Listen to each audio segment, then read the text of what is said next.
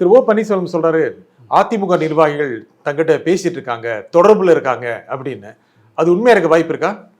100% உண்மை. அந்த 2 பேர் யாருன்னா தங்கமணி, வேலுமணி. எடப்பாடி பழனிசாமி அதிகாரம் பெற்று வாய்ப்பு பெறுவதற்கான சூழ்நிலைகளை உருவாக்கியவர்கள் வேலுமணி, தங்கமணி. அதை தான் நீங்க சொல்ல நிச்சயமாக.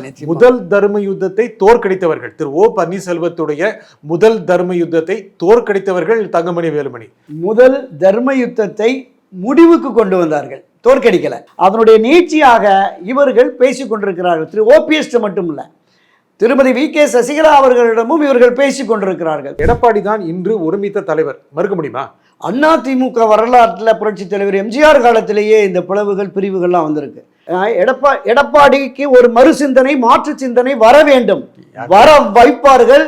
வரவில்லை என்றால் அவருடைய அரசியல் வாழ்வு அஸ்தமித்துவிடும். நான் இந்த தொலைக்காட்சி மூலமாக, இந்த ஊடகத்தின் மூலமாக சொல்லுகிறேன். தொடர்ந்து பிடிவாதம் காட்டினால் திரு எடப்பாடி பழனிசாமி ஒன்றுபட்ட அதிமுக வேண்டாம், நானே பொதுச் செயலாளராக இந்த கட்சியை வழிநடத்துவேன் என்றால் தமாக, தேமுதிக, மதிமுக போன்ற கட்சிகள் போல அவர் நடத்தலாம். அண்ணா திராவிட முன்னேற்ற கழகம் என்கிற அந்த மாபெரும் அரசியல் இயக்கத்தை வெற்றி பாதையில் அவரால் கொண்டு செலுத்த முடியாது. இது அண்ணா திராவிட முன்னேற்ற கழகத்தினுடைய அடிப்படை உறுப்பினர்கள் வெறும் ரெட்டலைக்கு மட்டுமே ஓட்டு போட்டுட்டு எந்த பிரதிபலனையும் பாராமல் இருக்கிறான்ல, அவனுடைய எண்ணமும் உணர்வும் இதுதான். வணக்கம் நண்பர்களே.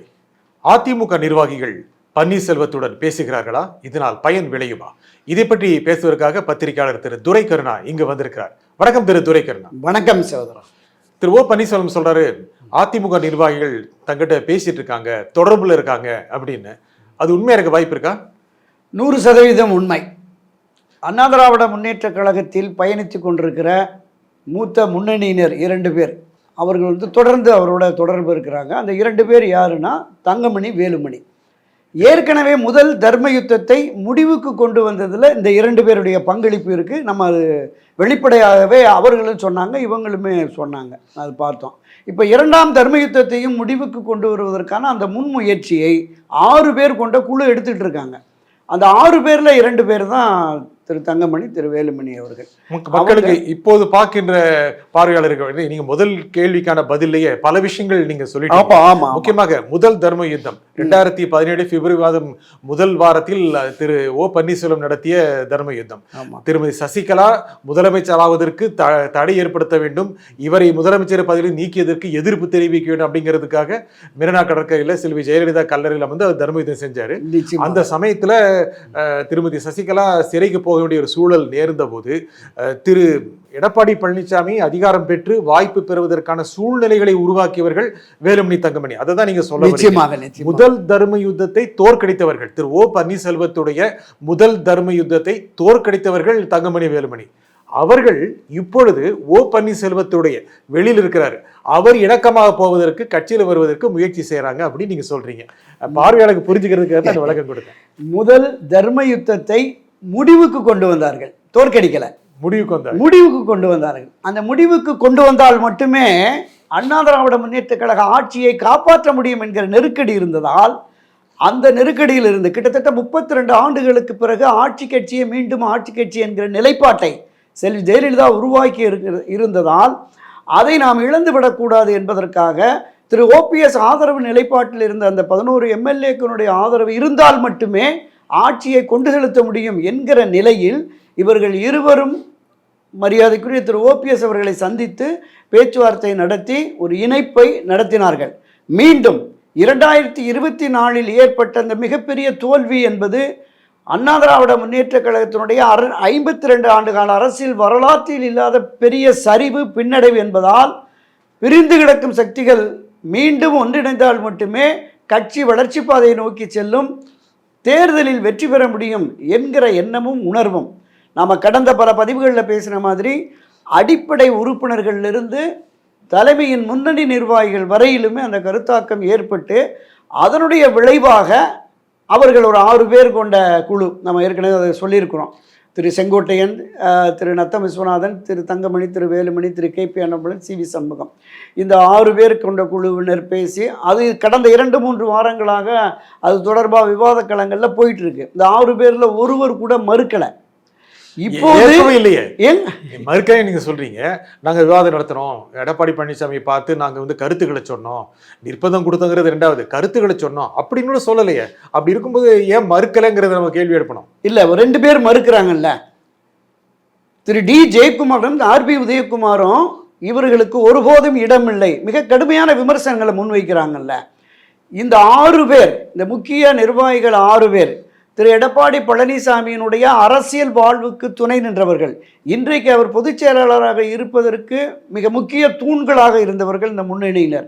புரட்சித் தலைவர் எம்ஜிஆருடைய ஆட்சி காலத்திலிருந்து அவர்களோடு பயணித்தவர்களின் முக்கிய நிர்வாகிகள் இவர்கள் இந்த முயற்சியை எடுக்கிறார்கள். நாங்கள் இந்த முயற்சி நடைபெறுகிறது, ஒருங்கிணைப்பை இவர்கள் விரும்புகிறார்கள், இது தொடர்பாக திரு எடப்பாடி பழனிசாமியை சந்தித்து வலியுறுத்துகிறார்கள், ஆலோசனை தெரிவித்திருக்கிறார்கள் என்கிற விவாதம் பேசுபொருளாக இருக்கிற பொழுது நாங்கள் அப்படி செய்யவில்லை என்று மறுத்தால்தான் இவர்களுடைய கருத்துக்கு, ஜெயக்குமார் ஆர்பி உதயகுமாருடைய கருத்துக்கு வலு சேர்க்கும்.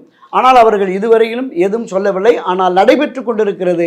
அதனுடைய நீட்சியாக இவர்கள் பேசிக் கொண்டிருக்கிறார்கள். திரு ஓபிஎஸ் மட்டும் இல்லை, திருமதி வி கே சசிகலா அவர்களிடமும் இவர்கள் பேசி கொண்டிருக்கிறார்கள்.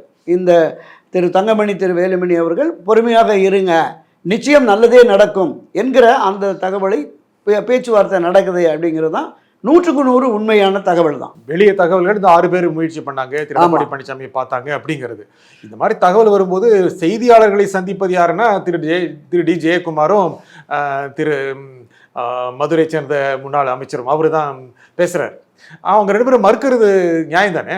அவங்க தானே செய்தி தொடர்பாளர்களாக இருக்காங்க, செய்தியாளர்களை சந்திக்கிறாங்க. இல்லை இந்த அண்ணா திராவிட முன்னேற்ற கழகத்தில் இந்த ஒற்றை தலைமை வந்ததற்கு பிறகு திரு ஜெயக்குமார் தானே அதை எடுத்துக்கிட்டார். அதிமுகவுடைய எந்த பிரச்சனைனாலும் ஏதாவது ஒரு ஆலோசனை கூட்டம் மேலே நடந்துக்கிட்டு இருந்ததுன்னா கூட்டம் முடிகிறதுக்கு முன்னாடியே செய்தியாளரை சந்திச்சுட்டு எதையாவது கொளுத்து போட்டு போயிடுவார். அதுதான் அவருடைய பழக்கம்.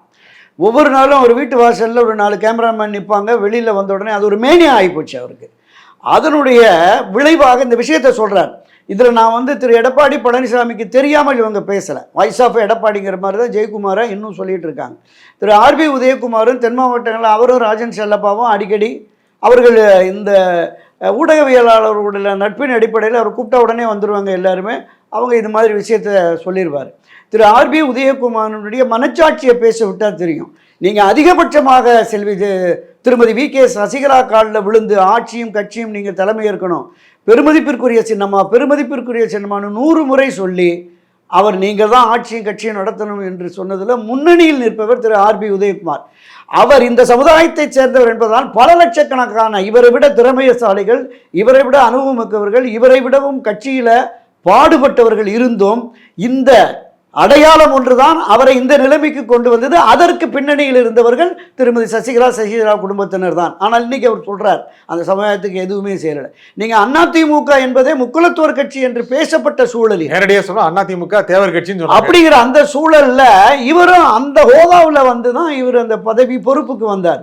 இன்றைக்கு இந்த அண்ணா திராவிட முன்னேற்ற கழகத்தை தொடங்கிய புரட்சித் தலைவர் எம்ஜிஆர் தன்னுடைய சொத்துக்களை விற்று கட்சி வீட்டை, தன்னுடைய ராமாவரம் தோட்டத்தை, சத்யா கார்டனையும் அடமான வச்சு அந்த பணத்தில் வச்சு கட்சியை வளர்த்தார். இன்னைக்கு கோடிக்கணக்கான ரூபாயை கொட்டி குவிச்சிட்டு அடிப்படை தொண்டனுடைய உணர்வை மறந்து கட்சி மிக மோசமான தோல்வியை சந்தித்த இந்த சூழலில் யாரையும் நாங்கள் உள்ள விட மாட்டோம்னா இவர்களையும் தொண்டர்களும் மக்களும் புறக்கணிக்கிற காலம் வெகு விரைவில் வரும். அதை நிச்சயமா அவர்கள் உணர்வார்கள் அப்படின்னா. இன்றைக்கு கூட இவர் என்னவெல்லாம் பேசினார் என்பது வலைத்தளங்களில் போயிட்டு இருக்கு. மரியாதைக்குரிய திருமதி வி கே சசிகலா அவர்கள் ஆட்சி அதிகாரத்துக்கு வரணும், கட்சி இருக்கணும், அவர் எந்த அளவுக்கு செல்வாக்கானவர் என்பதையெல்லாம் அவர் பொதுவெளியில் பேசியது இன்றைக்கு வந்துட்டு இருக்கு. இப்போ மாறி மாறி போட்டுக்கிட்டு இருக்காங்க. உதயகுமார் சொல்றீங்க, ஆர்பி உதயகுமார் சொன்னதை மாறி மாறி போட்டுக்கிட்டு இருக்காங்க.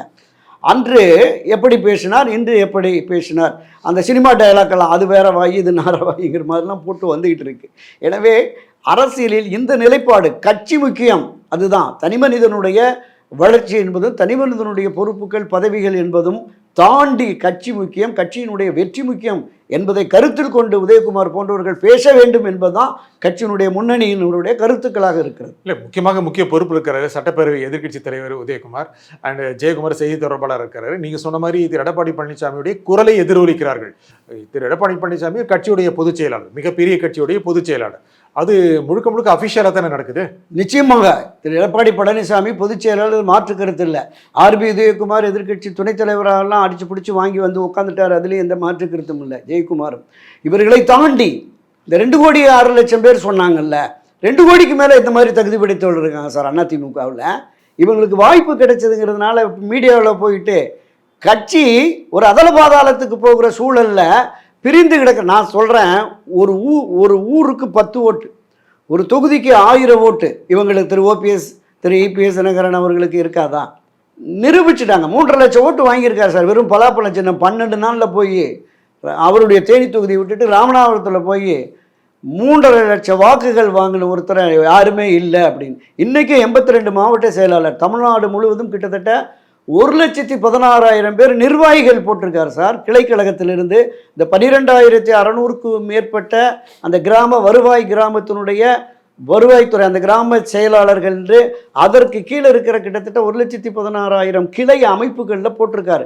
பேரவை, பாசறை, இளைஞரணின்னு நிர்வாகிகள் போட்டிருக்கிறார் திரு ஓபிஎஸ் அவர்கள். இந்த உரிமை மீட்பு குழுவில் அவர் போகிற இடங்களில் எந்த அளவிற்கு மக்களுடைய ஆதரவு, தொண்டர்களுடைய ஆதரவு இருக்குங்கிறது நம்ம பொதுவெளிகள்லையும் பார்த்துருக்கோம். கூட இருந்தவனே வெளியே வந்துட்டாங்களே. இருக்கட்டும், நான் சொல்கிறேன், அடிப்படை தொண்டர்கள் அவருடைய அந்த அரசியல் பண்பாடு, அவருடைய அந்த போக்கு, அவருடைய நேர்மை, அதன் மீது ஈர்ப்பு கொண்டிருக்கிற இன்னும் பலர் இருக்கிறாங்க. குறிப்பாக ஒன்றுபட்ட அதிமுக, செல்வி ஜெயலலிதா காலத்தில் இருந்த அதிமுக அன்றைக்கு பொறுப்பில் போட்டாங்கல்ல, அதில் தேனி மாவட்டத்தில் மட்டுமே 82% பேர் அப்படியே இருக்கிறாங்க. கிளை செயலாளர், ஒன்றிய செயலாளர், நகர செயலாளர். தஞ்சையில் 68% 70% பேர் அப்படியே இருக்கிறாங்க. மற்றவங்க தான் புதுசு. தென் மாவட்டங்களில் அதிகபட்சமாக ஒரு 60-70% ஆதரவு இருக்கிறது கட்சியினர் மத்தியில். இதை தாண்டி பொதுமக்களுடைய ஆதரவு இருக்குது. இதை உணர்ந்து தான் கட்சி ஒன்றுபட வேண்டும், அவரையும் ஒருங்கிணைத்து செல்ல வேண்டும் என்கிற எண்ணமும் உணர்வும் ஏற்பட்டு இன்றைக்கு அவங்க பேசியிருக்கிறாங்க அப்படின்னு நான் பார்க்குறேன். சரி, முக்கியமாக தங்கமணி வேலுமணி தான் எடுத்தோன்னு நீங்கள் 2 பேரை தான் சொன்னீங்க. ஆமாம் ஆமாம். முதல் தர்மயுத்தம் 1.0 அதை வந்து முடிவுக்கு கொண்டு வந்தாங்க. 2.1 சொல்றீங்க. அதை முடிவுக்கு கொண்டு வர்றதுக்குன்னா எடப்பாடி இணங்கணும். அது தங்கமணி வேலுமணி சொன்னா அவர் கேட்டுக்க வாய்ப்பு இருக்கு. அப்படின்னா தங்கமணி வேலுமணி எடப்பாடியோடு வந்து முரண்படுகிறார்கள், அப்படிதானே? இல்லை, முரண்படுகிறார்களா உடன்படுகிறார்களாங்கிறது நம்ம பேச்சுவார்த்தை முடிவில் தான் தெரியும். இப்போ நேற்று வரைக்குமே இந்த ஒரு 22-23 மாவட்ட தொகுதிகள், நாடாளுமன்ற தொகுதி வாரியான ஆலோசனை கூட்டம் முடிந்திருக்கு. மீதம் ஒரு 10-17 தொகுதிகளுக்கான ஆலோசனை கூட்டங்கள் அடுத்த கட்டமாக நடத்துகிறதா சொல்கிறாங்க. ஸோ இந்த ஆலோசனைகளுக்கு பிறகு நம்ம பார்த்துக்குவோம்னு சொல்லியிருக்கிறாரு அப்படின்னு தான் திரு எடப்பாடி பழனிசாமி இந்த 6 பேர் கொண்ட நிர்வாகிகளிடம் பேசுகிற பொழுது இப்படிப்பட்ட ஒரு தகவலை இதெல்லாம் முடிச்சுக்கிறோம் அப்புறமா. ஆனால் இதில் என்ன பெரிய விஷயம்னா, இந்த நாடாளுமன்ற தொகுதி நிர்வாகிகள் ஆலோசனை கூட்டத்தில் உள்ளே போகும்போதே மாவட்ட செயலாளர் தயவுசெய்து ஓபிஎஸ், சசிகலா அவங்கெல்லாம் சேர்த்துக்கணும்னு யாரும் போய் உள்ளே சொல்லாதீங்க, கொண்டு போன ஆட்கள்கிட்ட அப்படியும் வந்துருச்சு. மதுரை, ராம்நாடு, தஞ்சாவூரில் இருக்கிறவங்கெல்லாம் இல்லைங்க அதெல்லாம் போனாதாங்க எங்கள் ஓட்டே போட முடியல, எங்கள் ஒரு பூத்தில் ஒரு ஓட்டு கூட வாங்க முடியல அதிமுக. இங்கே நான் பார்த்தேன், இந்த தென்சென்னைக்கு உட்பட்ட பல பூத்தில் 420 ஓட்டு திராவிட முன்னேற்ற கழகம் உதயசூரியன், 257 ஓட்டு பிஜேபி வாங்கியிருக்கு, 17 ஓட்டு அதிமுக ரெட்டலையில். பூத் வைஸாக 17 ஓட்டு, 11 ஓட்டு, 12 ஓட்டு. அதனால தான் இந்த தென்சென்னைக்கு உட்பட்ட தியாகராய நகர் சட்டமன்ற தொகுதியில் 2021 சட்டப்பேரவைத் தேர்தலில் இந்த டி நகர் சத்யா என்கிற அந்த அதிமுக வேட்பாளர் 46,000 வாக்குகள் பெற்றிருக்கிறார். ஆனால் இந்த நாடாளுமன்ற தேர்தலில் அதே தியாகராயனுக்கு தொகுதியில் ஜெயவர்தனுக்கு 17,600 ஓட்டு தான். கிட்டத்தட்ட 28,000-27,000 ஓட்டுகள் எங்கே போயிடுச்சு அப்படிங்கிற மாதிரி தான் கேட்டிருக்காங்க. ஆனால் யாருமே பதில் சொல்லலை. எடப்பாடி என்ன இந்த மாதிரி பண்ணுறீங்க அப்படி சொல்லிட்டு விட்டுறாரு, பதில் கூட சரியாக வாங்கலை அப்படின்னு. அதுதான் சொல்கிறேன், வாக்குப்பதிவு முடிஞ்ச உடனே இந்த பகுதியை சேர்ந்த சென்னை, செங்கல்பட்டு, காஞ்சிபுரம் மாவட்ட செயலாளர் கூட்டத்தில் கூட்டி தலைமைக்கும் கட்சிக்கும் நீங்கள் யாரும் விசுவாசமாக இல்லை, சோரம் போயிட்டீங்கன்னு சொன்னார்ல ஜெயக்குமார், அழுத்தத்தின் பேரில் அந்த கூட்டத்தை நடத்தினார். 11 மணிக்கு மேலே பூத்திலே நீங்கள்லாம் இல்லையாமே, இதெல்லாம் எப்படி கட்சிக்கு சரியாக வரும் அப்படின்னு மிக கடுமையான விமர்சனத்தை முன்வைத்து நான் கடந்த பதிவுகளோட சொல்லியிருக்கேன். வெளியில் வந்து 2 மாவட்ட செயலாளர் இவர் யாருக்கு விசுவாசமாக இருந்தார், இவர் வந்து நம்மளை குறை சொல்கிறதுக்கு அப்படின்னு பேசிட்டு வந்திருக்கிறாங்க. 2 மாவட்ட செயலாளர்கள் அந்த கூட்டத்தில் பங்கேற்றவர்கள். எனவே அவர்களுக்கும் தெரிகிறது, இன்றைக்கும் இவ்வளவு பெரிய சரிவு பின்னடைவுக்கு பிறகும் பிடிவாதம் காட்டி யாரும் வேண்டாம், நாங்கள் மட்டுமே அதிமுகவை வழி நடத்துவோம் என்று இந்த 1-2 பேர், எடப்பாடி பழனிசாமி, உதயகுமார், நம்ம இவர் ஜெயக்குமார், இவங்கெல்லாம் வட சென்னையில் அவர் தொகுதியில் அவரே சார் தோத்துட்டார் சார், ஜெயக்குமாரே தோத்துட்டார். இப்போ இவர்களால் அந்த கட்சியை வழிநடத்த முடியுமா? மிகப்பெரிய கேள்விக்குறி. ஆக ஒன்றிணைய வேண்டும். நான் இப்போ கோயம்புத்தூரில் 2016-21 தேர்தலில் 17 ஓட்டில் தான் CET சவுந்தரராஜன் அந்த சின்னசாமின்னு அதிமுக வேட்பாளர் INTC செக்ரட்டரியாக இருந்து அதிமுகவில் இணைந்தவர். 17 வாக்குகள் தான். நான் குறிப்பிட்ட தீநகர் சத்யா 137 வாக்குகள் வித்தியாசத்தில் வெற்றியை பறி கொடுத்துருக்கிறார். அப்போ நான் குறிப்பிட்டேன்ல, ஊருக்கு 100 பேர் 50 பேர்னு ஒரு தொகுதிக்கு 1000-2000 ஓட்டு போனால் கூட வெற்றி சாத்தியம் இல்லைன்னு.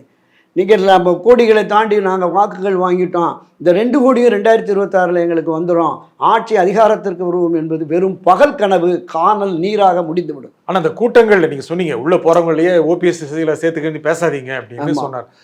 கூட்டம் முடிந்த பிறகும் முக்கியமாக அந்த மாதிரி பேச்சே நடக்கலை, அந்த மாதிரி பேசிட்டு யாரும் வராதிங்க, அந்த கேள்வி மட்டும் எடுப்பாதீங்க அப்படின்னு தெளிவாக எடப்பாடி தரப்புல சொல்லப்படுது அப்படின்னு தகவல் கசியுது. மேலும் ஊடகங்களை இதை தப்பாக எடுத்துகிட்டு கொண்டு போகாதீங்க அப்படிங்கிறதும் அறிக்கை விட்டுட்டாங்க. இது மாதிரி பேசுனதா அதெல்லாம் நடக்கலை, கட்சி எப்படி ஒற்றுமையாக இருக்கணும், யாரும் கோஷ்டி பூசல் கூடாது, அடுத்த தேர்தலில் ஒற்றுமையாக இருந்து பணியாற்றணும், ஊரக உள்ளாட்சி தேர்தல் வருது, அதுக்கப்புறம் சட்டப்பேரவை தேர்தல் வருது, இப்படி தான் கூட்டம் நடந்ததா தகவல் வெளிவருது. அந்த கூட்டத்தில் பங்கேற்று வெளியிலே வந்த ஒன்றிய செயலாளர், மாவட்ட பேரவை செயலாளர் 2-3 பேரிடம் நம்ம ஊடகத்துறையில் இருக்க தம்பி, குறிப்பாக நியூஸ் 18 பாலிமர் தொலைக்காட்சியை சேர்ந்தவர்கள் அழைத்து தனியாக பேசி உறுதிப்படுத்த பிறகுதான் ஃப்ளாஷ் நியூஸ் போடுறாங்க. எடப்பாடியிடம் இது மாதிரி OPS தஞ்சாவூரிலிருந்தும் ராமநாளிலிருந்து வந்தவங்க வலியுறுத்தினாங்க அப்படின்னு. இதை பேசக்கூடாது என்று சொன்னாலும் கூட உணர்வாளர்கள், கட்சி உணர்வாளர்கள் அந்த கருத்தை வெளிப்படுத்தினாங்க. சரி அதெல்லாம் அப்புறம் பார்த்துக்கோன்னு சொல்லி கடந்து போயிட்டாங்க அப்படின்னு பேசப்பட்டிருக்கிறது. 1-2 பேர் பேசப்பட்டிருக்கிறது. எடப்பாடி அவசியம் இல்லை, OPS எல்லாம் கட்சிக்கு துரோகம் பண்ணவர், இரட்டலைக்கு எதிராக நின்றவர், கட்சி இரட்டலையை ஃப்ரீஸ் பண்ணுறதுக்கான முடக்குவதற்கான வழிமுறை பண்ணவர், கட்சிக்கு எதிரான நடவடிக்கை எடுத்தவர், எப்படிங்க சேர்க்கலாம்? சசிகலா யாருன்னே தெரியுது, இப்போ அவங்க கட்சியில் இல்லை, நேரடியாக சொல்லிட்டாரு. அது தொண்டர்களுக்கு போய் சேருமில்ல. எடப்பாடி தான் இன்று ஒருமித்த தலைவர், மறுக்க முடியுமா? அதிமுக வரலாற்றில் புரட்சி தலைவர் MGR காலத்திலேயே இந்த பிளவுகள் பிரிவுகள்லாம் வந்திருக்கு. நான் பல பதிவுகளில் குறிப்பிட்டிருக்கேன். 1976 74 தான் கட்சியினுடைய முதல் பொதுக்குழு அதிகாரப்பூர்வமாக பொதுச் செயலாளராக புரட்சித் தலைவர் MGR தேர்ந்தெடுக்கிறார்கள். 1976 அண்ணா திராவிட முன்னேற்ற கழகம் என்ற மாநில கட்சியை அனைத்து இந்திய அண்ணா திராவிட முன்னேற்ற கழகம் என்று பெயர் மாற்றம் செய்ய வேண்டும், கட்சியின் கொடியில் இருக்கிற அண்ணாவின் உருவத்தை கைகளில் பச்சை குத்தி கொள்ள வேண்டும் என்கிற அறிவிப்பை வெளியிட்டவுடனே அதற்கு கோவை பொதுக்குழுவில் மிக கடுமையான விமர்சனம். கோவை செழியன், G. விஸ்வநாதன், U. பிள்ளப்பன், விருதுநகர் சீனிவாசன், புலவர் இந்திரகுமாரி போன்ற பலரும் அங்கேயே எதிர்ப்பு. புரட்சித் தலைவர் MGR முன்னாடியே மிக கடுமையாக அவரையும் அவருடைய நிலைப்பாட்டையும் விமர்சித்து பேசினார்கள். அன்றைக்கும் நாங்கள் தான் உண்மையான அதிமுகன்னு கோர்ட்டுக்கு போனாங்க. திரும்ப 3 மாதம் 6 மாதத்தில் எல்லோரையும் அரவணைத்து ஒன்றுபட்ட அதிமுக தான் நமக்கு திமுகவை தேர்தல் களத்தில் வீழ்த்த முடியும் என்று உணர்ந்தார். 1984 S. சோமசுந்தரன் நமது கழகத்தை தொடங்கி வெளியில் போன உடனே அவர் வீணா போயிடுவார்ப்பா, அவரை கூப்பிட்டு வா, அவரால் கட்சி நடத்த முடியாது என்று அரவணைத்தவர் MGR. 1989 J அணி ஜா அணி என்று பிரிந்து மிகப்பெரிய தோல்வியை சந்தித்து ஜா அணியிலிருந்து அவர்கள் ஒன்றுபட்ட அதிமுக தான் திமுகவை தேர்தல் களத்தில் வீழ்த்த முடியும் என்று இணைந்தார்கள். இதே போல போட்டி அதிமுக அதுதான் ஒவ்வொரு காலகட்டத்திலும். நீங்க எடப்பாடி மனசு வைக்கணும் அப்படிங்கிறீங்க. எடப்பாடிக்கு ஒரு மறு சிந்தனை, மாற்று சிந்தனை வர வேண்டும். வர வைப்பார்கள். வரவில்லை என்றால் அவருடைய அரசியல் வாழ்வு அஸ்தமித்துவிடும். நான் இந்த தொலைக்காட்சி மூலமாக, இந்த ஊடகத்தின் மூலமாக சொல்லுகிறேன், தொடர்ந்து பிடிவாதம் காட்டினால் திரு எடப்பாடி பழனிசாமி ஒன்றுபட்ட அதிமுக வேண்டாம், நானே பொதுச் செயலாளராக இந்த கட்சியை வழிநடத்துவேன் என்றால் தமாக, தேமுதிக, மதிமுக போன்ற கட்சிகள் போல நடத்தலாம். அண்ணா திராவிட முன்னேற்ற கழகம் என்கிற அந்த மாபெரும் அரசியல் இயக்கத்தை வெற்றி பாதையில் அவரால் கொண்டு செலுத்த முடியாது. இது அண்ணா திராவிட முன்னேற்ற கழகத்தினுடைய அடிப்படை உறுப்பினர்கள் வெறும் ரெட்டலைக்கு மட்டுமே ஓட்டு போட்டுட்டு எந்த பிரதிபலனையும் பாராமல் இருக்கிறான்ல, அவனுடைய எண்ணமும் உணர்வும் இதுதான். கிட்டத்தட்ட 52 ஆண்டுகளாக இந்த கட்சியோடு இணைந்து பயணிக்கிறவன் என்கிற முறையிலே இதை நான் சொல்லுகிறேன். இதை ஏற்க மறுத்தால் நிச்சயமாக அவருக்கும் தொண்டர்களும் மக்களும் பாடம் புகட்டுவார்கள். நீங்க சொன்னீங்க முதல் கேள்விக்கான பதிலையே யாரு OPS பேசுறாங்கன்னு கேட்டபோது நீங்க வேலுமணி தங்கமணி 2 பேரை சொன்னீங்க. அதுக்கு மற்ற தலைவர் இருக்கலாம். ஆனா வேலுமணி தங்கமணிக்கு OPS உள்ள கொண்டு வரணும் அப்படின்னு முழு மனசர விருப்பம் இருக்குமா? அதாவது நிச்சயமாக தொடர்ந்து கட்சி சரிவை சந்தித்து வருகிறது. அடுத்த முறையும் திராவிட முன்னேற்ற கழகம் 2026 ஆட்சி அதிகாரத்திற்கு வந்துவிட்டால் 2031 வரைக்கும் பயணிப்பதற்கு இங்க கட்சியில் அடிமட்ட நிர்வாகிகளே கூட இருக்க மாட்டாங்க சார். இது வரைக்கும் நான் சொல்றேன் இது வரைக்குமே கட்சியில் ஏதாவது ஒரு பிளவுகள் பிரிவுகள் கருத்து மாறுபாடுகள் வந்ததுன்னா மேலே இருந்தவங்க மட்டும் போவாங்க. அமைச்சர்களாக இருந்தவர்கள், நாடாளுமன்ற சட்டமன்ற உறுப்பினராக இருந்தவர்கள்லாம் போனவர்கள். இந்த தேர்தல் தோல்விக்கு பிறகு ஐடி விங்கிலிருந்து ஜெயலலிதா தொடங்கிய அந்த பாசறை, இளம்பெண் பாசறை, இளைஞர் பாசறையிலிருந்து ஒரு 20-30% பேர் வெளியேற தொடங்கிட்டாங்க. இளைஞர்கள் எதிர்கால அரசியல் என்பது அதிமுகவுக்கு இல்லையோ என்கிற சந்தேகம் வந்துவிட்டது. 2026 தோல்வி என்றால் கிட்டத்தட்ட 30-40% பேர் சாதாரண சாமானியர்கள் கூட வெளியில ஆதரவு நிலைப்பாட்டை, தங்களுடைய ஆதரவு நிலைப்பாட்டை, பாஜக காத்திருக்கு, சீமான் காத்திருக்கிறார், நடிகர் விஜய் வருகிறார், தமிழக வெற்றி கழகம், வாய்ப்புகள் இருக்கிறது, திமுகவை காத்திருக்கு. இதுவரையிலும் திராவிட முன்னேற்ற கழகம் தீய சக்தி, அந்த கட்சியை அந்த ஆட்சியை வீழ்த்த வேண்டும் என்கிற உணர்வோடு பயணித்தவர்கள். சார் இன்னைக்கு ரெட்டேரியில ஓட்டு போட்டவன் விக்கிரவாண்டியில் உதயசூரியனுக்கு ஓட்டு போட்டிருக்கான் சார். நிலைமை மாறிடுச்சு, ஆப்ஷன் இல்லையா? அதுதான் சொல்றேன், கருணாநிதி எதிர்ப்பு என்கிற மனநிலை இருந்த அந்த 50-60 வயதுக்கு மேற்பட்டவர்கள் தான் இன்னும் இருக்கு. அடுத்தடுத்த தலைமுறையினர் அரசியல் ஆதாயத்திற்காக அவர்கள் அரசியலுக்கு வருகிறார்கள். இவர்களை நம்ம சரியான பாதையில் இவர்களை நெறிப்படுத்த வேண்டும், அரசியல் படுத்த வேண்டும், தொடர்ந்து அதிமுகவில் இவர்களை பயணிக்க செய்ய வேண்டும் என்று கருதுவார்களே. ஆனால் நிச்சயமாக ஒருங்கிணைப்புக்கு இந்த பிரித சக்திகள் ஒன்றிணைவதற்கான முயற்சியை வெகு விரைவில் எடுக்க வேண்டும். எடுத்தால்தான் அதிமுகவுக்கு எதிர்காலம் என்பதுதான் நிதர்சனம், இப்போதைய கள நிலவரம். தங்கமணி, வேலுமணி, முக்கியமான 2 பேர். நீங்க சொன்னீங்க தர்ம யுத்தம் 1.0 முடிவுக்கு கொண்டு வந்தவர்கள், எடப்பாடி ஆதரவு நிலைப்பாடு எடுத்தவர்கள். இப்பொழுதும் அவர்கள் நிலைப்பாடு எடப்பாடி ஆதரவாகத்தான் இருக்கும். ஆனால் ஓபிஎஸ்ஸையும் கொண்டு வர வேண்டும் அப்படின்னு பேச்சுவார்த்தை நடத்தினாங்க அப்படின்னா எடப்பாடிக்கு எதிராக போயிருவாங்க. எடப்பாடி உறுதியா நின்னா அவங்க உறுதியா நிற்க முடியுமா? எடப்பாடி உறுதியாக நின்று அவர் மட்டுமே ஒதுங்கிட்டாங்கன்னா இந்த 6 பேர் சொன்னேன்ல, இந்த 60 ஆகி 60 சேர்ந்தவர்கள் 60 ஆகி 60,000 ஆகி 6 லட்சம் ஆகி ஒரு பிரிவு எடப்பாடி இல்லாத அதிமுக என்கிற நிலை கூட உருவாகும். அன்றைக்கு எடப்பாடி தனிமைப்படுத்தப்பட்டு விடுவார். நிச்சயமா நான் சொல்றேன், உறுதியாக அரசியல் களத்தில். ஒரு விஷயம் கேட்டுங்க, திரு எடப்பாடி பழனிசாமி பெரிய கரிஸ்மாட்டிக் லீடர் இல்ல, புரட்சி தலைவர் எம்ஜிஆர், செல்வி ஜெயலலிதா மாதிரி இன்றைக்கு அண்ணா திராவிட முன்னேற்ற கழகத்தினுடைய பொதுச் செயலாளர் என்கிற நிலை, இந்த தமிழ்நாடு அரசினுடைய சட்டப்பேரவையின் எதிர்க்கட்சி தலைவர் என்கிற நிலை, எத்தனை பெரிய பொறுப்பில் இருந்தாலும் இந்த கட்சியினுடைய மிக மூத்த தலைவர்கள் ஒருவரான திரு செங்கோட்டையன் அவர்களை செல்வி ஜெயலலிதா நீக்கி வைத்த உடனே, சார் அவர் டிரைவர் விட்டுட்டு போயிட்டார் சார், செங்கோட்டையன் பின்னாடி போகல. கட்சியினுடைய அவைத்தலைவர் மதுசூதனனுக்கு எதிராக செல்வி ஜெயலலிதா நடவடிக்கை எடுத்து வெளியேற்றப்பட்ட உடனே மதுசூதனன் வீட்டில் யாருமே இல்லை. அந்த நிலை திரு எடப்பாடிக்கு வந்துவிடக் கூடாது, நிச்சயமாக வந்துவிடும். ரொம்ப பவர்ஃபுல்லா இருக்காரு நீங்க. நிச்சயமாக அதெல்லாம் பவர்லாம் இல்லை சார், நான் சொன்ன இந்த பவர் தான். முன்னாள் முதலமைச்சராக இருந்தபோது பலரை சம்பாதிக்க விட்டார். அந்த சம்பாத்தியம் செய்தவர்கள் சில பேர் ஆதரவு நிலைப்பாட்டில் இருக்கிறார்கள். இன்றைக்கும் எதிர்க்கட்சி தலைவர், பொதுச் செயலாளர் என்கிற அந்த நிலைப்பாடு தூக்கி போட்டால், நான் பல உதாரணம் சொல்லியிருக்கேன். திருமதி வி.கே. சசிகலா அவர்களை தற்காலிக பொதுச் செயலாளர் சொன்னே ஒட்டுமொத்தமாக 100% அதிமுகவும் ஏற்றதில்லை. அவரை வெளியேற்றணும்னு என்ன நிலைமை? யாருமே எதிர்க்கல. அதுதான் நடக்கும். திரு எடப்பாடி பழனிசாமியும் பொதுச் செயலாளர் நீக்கப்படுகிறார் என்றால் அதுக்கெல்லாம் சாத்தியம் இல்லை. எல்லாரும் 100% சாத்தியம் இல்ல. உங்களுக்கே தெரியாது இல்ல, நீங்க நிர்வாகிகள், முக்கியமாக செயற்குழு பொதுக்குழு உறுப்பினர் அவர் பக்கம் தான் இருக்காங்க. ஒரு சம்பவம் சொல்லிடுறேன், நிர்வாகிகள் அவர் பக்கம் தான் இருக்காங்க. ஒரு சம்பவம் சொல்லிடுறேன், இதனுடைய உண்மைத்தன்மை என்பதை நம்ம மீண்டும் விசாரிச்சு தான் தெரியணும். கடந்த 2 நாட்களுக்கு முன்பு இந்த கிட்டத்தட்ட கட்சியில் இருக்கிற 82 மாவட்ட செயலாளர்களை சுமார் 30 மாவட்ட செயலாளர்கள் கட்சி விரோத நடவடிக்கைகளில் ஈடுபட்டிருக்கார் என்பது எனக்கு ஆதாரபூர்வமாக கிடைத்திருக்கிறது. இந்த 30 பேரையும் நான் கட்சியிலிருந்து பொறுப்பிலிருந்து நீக்கப் போகிறேன் அப்படின்னு சொன்னபோது திரு சி.வி. சண்முகம் எழுந்து, சார் அப்படியெல்லாம் நீங்கள் தன்னிச்சையாக முடிவெடுத்துட முடியாது, இவர்களெல்லாம் நீங்கள் பொதுச் செயலாளராக வாக்களித்திருக்கிறார்கள், இவர்கள் தான் பொதுக்குழு உறுப்பினர்களை அழைத்து வந்து உங்களுக்கு ஆதரவு நிலைப்பாட்டை எடுத்திருக்கிறார்கள், எனவே பொதுக்குழுவை கூட்டி இவர்கள் ஏன் நீக்கணும் அப்படிங்கிற காரண காரியம் தொடர்பாக பொதுக்குழுவில் விவாதித்து அந்த முடிவின் அடிப்படையில் தான் நீக்கணும்னு திரு எடப்பாடி கேட்டிருக்கார். அப்போ என் மேலே உங்களுக்கு நம்பிக்கை இல்லையான்னு சி.வி. சண்முகம், சார் உங்க மேலே நம்பிக்கை இல்லை, பொதுக்குழுவை கூட்டி முடிவெடுங்கன்ட்டார். கலகம் தொடங்கிருச்சு மிக விரைவில். இதனுடைய நீட்சியாக பல சம்பவங்கள் நடக்கும். இந்த 6 பேர் ஆலோசனை சொல்கிறார்கள். அவங்க வலியுறுத்துகிறார்கள்.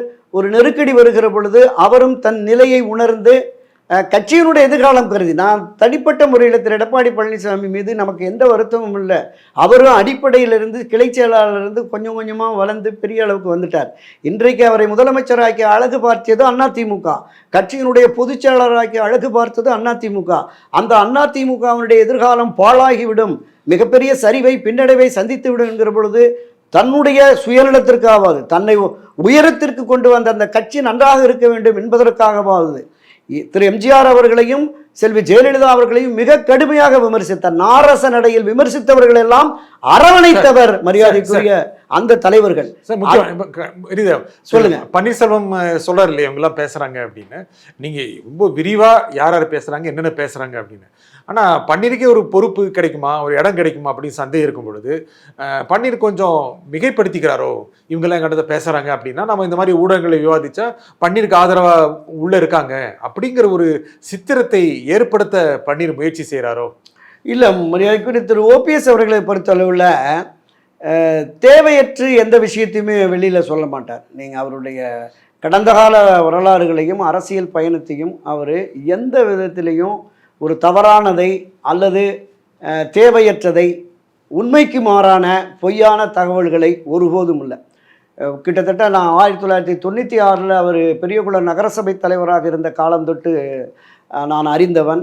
அவர் அமைச்சராக, முதலமைச்சராக, நிதி அமைச்சராக இருந்த காலகட்டங்களிலெல்லாம் நான் அவரை நன்கு அறிந்தவன். திரு எடப்பாடியும் நன்கு அறிந்தவன். அவர் கொள்கை உறுப்பு செயலாளராக இருந்தபோது கிட்டத்தட்ட 10-30 வருஷமாகவே திரு எடப்பாடி பழனிசாமி அவர்களையும் எனக்கு நன்கு தெரியும். ஆனால் திரு ஓபிஎஸ் அவர்கள் உண்மைக்கு மாறான தகவல்களை ஒருபோதும் பொதுவெளியில் சொல்ல மாட்டார். 100க்கு 100 இது உண்மை. ஏன்னா கட்சியில் இருக்கிறவன் என்ன நினைப்பான்னு கூட சொல்லாமல் என்னை டெல்லி பிஜேபி தான் இணைச்சிது, அவங்க தான் கொண்டு என்னை துணை முதல்வராக ஏற்றுங்கன்னு சொன்னாங்க அப்படிங்கிறத பல விஷயங்கள்லாம் வெளிப்படுத்தியிருக்கிறாரு. அதனுடைய நீட்சியாக இந்த தகவலும் உண்மை.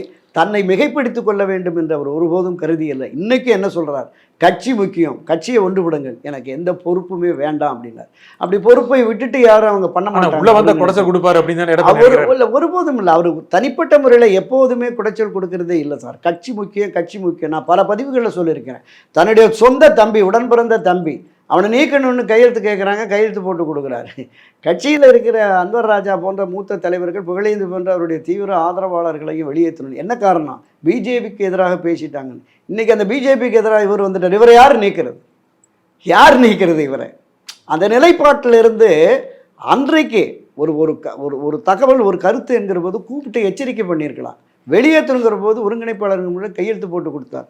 உங்களை முதலமைச்சராக அறிவித்து கையெழுத்து போட்டு கொடுத்தார். உங்களை துணை பேரவையினுடைய எதிர்க்கட்சி தலைவர், அதற்கும் ஒப்புதல் கொடுத்து உங்களுக்கு கையெழுத்து போட்டு கொடுத்தார். வேறு என்ன இங்கே குடைச்சல் கொடுத்தார்? ஒரு குடைச்சலும் கொடுக்கல. இவங்க குடைச்சல் கொடுக்குறாருன்னு வீண் வதந்திகளை பொதுவெளிகளில் பரப்பி வருகிறார்கள். இது நிலைக்காது என்பதுதான் யதார்த்தம். இந்த நிகழ்ச்சியில் உங்கள் கருத்துக்களை குறிப்புக்காக திரு துரைக்கரன் மிக்க நன்றி. நன்றி, வணக்கம். மீண்டும் ஒரு நிகழ்ச்சி சந்திப்போம். நன்றி, வணக்கம்.